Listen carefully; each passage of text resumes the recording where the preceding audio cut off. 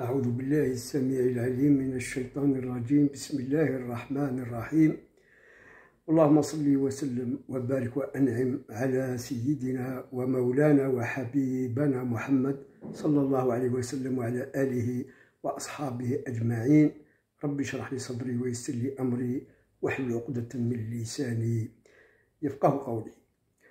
Wallahi, je voudrais bien commencer une série de méditation, c'est-à-dire de prendre quelque chose comme ça, des êtres, des créatures de l'existence, puis on va réfléchir dessus. Parce qu'il y a quelques jours, le matin, dans mon petit déjeuner, où je prends 1 à 2 fruits, plus un peu de lait, des fois un œuf bouilli, puis mon café noir.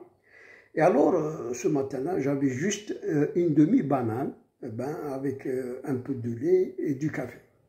Mais ce n'est pas le lait et ce n'est pas le café, c'est la demi-banane, où j'ai commencé à réfléchir dessus. Comme ça, brusquement, donc j'ai tout laissé, hein.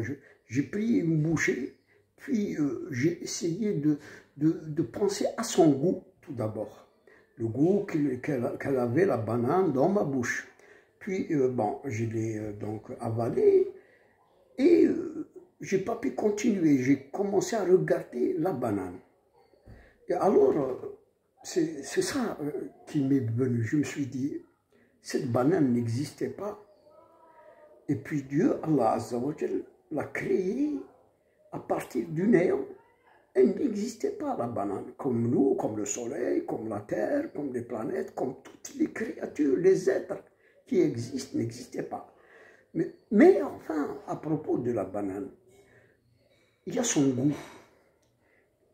Son goût, il y a un arbre qui donne la banane. Chaque année, il donne le même fruit. Il est créé comme ça. Il est créé pour l'homme surtout. Il n'y a que peu d'animaux qui mangent de la banane. La banane, comme tous les fruits, a été créée pour l'homme, ce khalifa d'Allah sur la terre. Mais ma pensée et ma méditation est allée plus loin. Je me suis dit, regardez, les sciences qu'il y a dans la banane. D'abord, il y a son goût qui est différent des autres fruits. Il y a sa composition, il y a sa matière, il y a sa douceur, il y a, je ne sais pas, son délice quand il est bien, quand il est d'un arbre vraiment donc bien entretenu, etc. Il y a donc toutes ces questions. Je me suis dit, on en a en profondeur encore. Les sciences de nos jours, les laboratoires d'analyse, etc., ils ont été plus loin. Et alors je suis descendu en profondeur. Je me suis dit, toute la création de cette banane, c'est fondé sur des sciences divines qui ont précédé sa création. Et il l'a fait ainsi, avec tout ce qu'il contient comme vitamines, comme éléments, comme etc. Et avec un goût particulier qui l'a différencié de tous les autres fruits. Et d'ailleurs, même Dieu, Azza wa Jal, dit à propos de ces fruits que Dieu les arrose par une même eau, mais chaque fruit, chaque fruit est différent de l'autre dans son goût, dans sa forme, etc., etc. Et alors, donc, quand je suis, donc, j'ai pensé, j'ai médité encore plus loin, c'est-à-dire que là, ce n'est qu'une banane. Et pourtant, Dieu le dit aussi dans le Coran. C'est-à-dire à tout ce qu'il mange.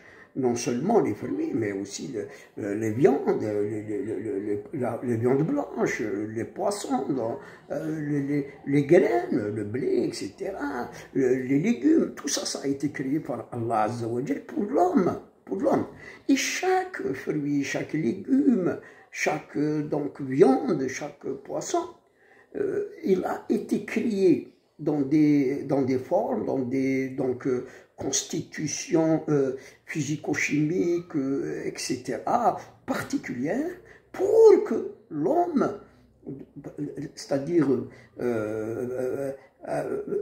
goûte à son plaisir d'un côté, mais pour que il doit glorifier et louer Dieu pour ses bienfaits énormes, parce que tout a été créé pour l'homme. وسخرنا له ما في الأرض وسخر له ما في الأرض والسماوات جميعا من يسر. Toutes les créatures, tout ce qui est créé est soumis à l'homme.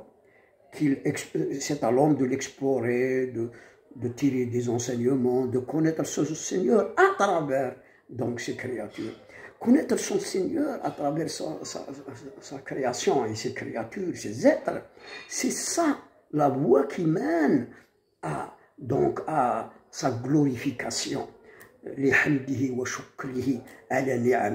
C'est ça qui mène à s'approcher un peu de la grandeur insondable, incommensurable, inimaginable d'Allah Azza wa Jal, Khaliq as-samawati wal ard wa ma fihin. Une banane, est-ce qu'elle contient, quand on est en quelque sorte conscient, quand on prend conscience de cette réalité, de ce qu'il y a autour de nous, de ce que nous mangeons, de ce que nous avons, de ce cycle de la pluie pour que les plantes donc revivent et nous donnent leurs fruits, etc. Tout cet air que nous respirons tout le temps, il a été créé par Allah pour conditionner la terre et permettre à l'homme d'y vivre. Alors, rien qu'un fruit, et ce qu'il contient, va en quelque sorte, par la suite, nous permettre de méditer, de penser, de réfléchir.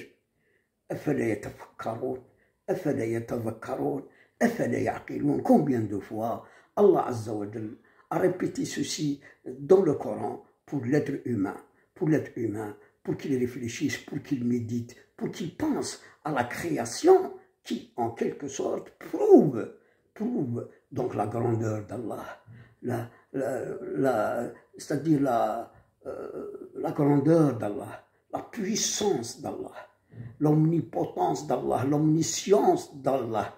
Et c'est à partir de cet exemple que j'ai donné, de la banane, que l'homme, quand à chaque fois il regarde un insecte, il regarde une plante, il regarde le ciel, etc., il commence à méditer, et cette méditation mène vers lui, subhanahu wa azza wa jal.